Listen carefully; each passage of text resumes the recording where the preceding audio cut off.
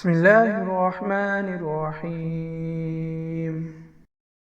پہلے عید کی نماز پڑھے پھر قربانی کرے۔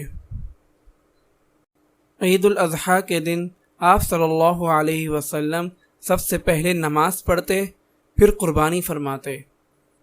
حضرت براء رضی اللہ تعالی عنہ سے مروی ہے کہ آپ صلی اللہ علیہ وسلم نے فرمایا کہ آج کے دن سب سے پہلے جو ہم کریں گے وہ نماز پڑھیں گے پھر قربانی کریں گے۔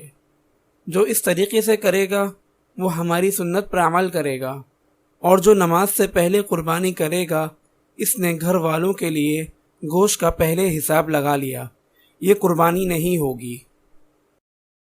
حضرت جندب رضی اللہ تعالی عنہ کہتے ہیں کہ آپ صلی اللہ علیہ وسلم کے ساتھ بقرہ عید کے موقع پر تھا۔